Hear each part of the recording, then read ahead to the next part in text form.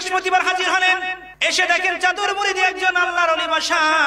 এক ব্যক্তি বসে, তার কাছে মনের দুঃখগুলো খুলে খুলে বললেন, হুজুর আমার কাগজপত্রগুলো সব হারিয়ে গেছে, আমি এখন কিভাবে বাংলাদেশে যাব, আমার তো কোনো উপায় অন্তর নাই। হুজুর বললেন, বাবা তুমি চক্ষু বন্ধ করো, আমি তোমার গায়ে হাত দিলাম, আমি যখন হাত সরাবো এবং চক্ষু খুলতে বলবো তখন তুমি চক্ষু খুলবা, তখন তুমি চক্ষু খুলবা। লোকটা তাই করলেন, চক্ষু বন্ধ করে আছেন। লোকটা বলে, আমার গায়ে খুব বাতাস লাগতেছে। সুবহানাল্লাহ বলেন। লোকটা বলেন, কিছুক্ষণ পর হুজুর আমার থেকে হাতটা সরিয়ে ফেললেন আর বললেন, বাবা চক্ষু খোলো। তিনি বলে, আমি চক্ষু খোলা দেখি আমি ঢাকা বাইতুল মোকাররমে উত্তর গেটে বসা।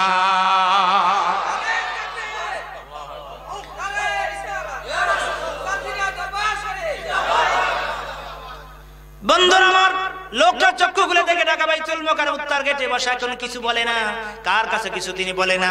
ওই লোকটাকে তিনি দেখছেন কিন্তু জিজ্ঞাসা করে না, বাংলায় কথা বলছেন। সারা জীবন ভর খুঁজেন, ওই লোকটাকে আর খুঁজে পান না। হঠাৎ করে উত্তরবঙ্গে শুনেন প্রচার হচ্ছে, মাইকিং হচ্ছে সরসিনা শরীফে হযরত পীর সাহেব হুজুরের মাহফিল। তাই তিনি শুনে তিনি গেলেন মাহফিল শুনতে।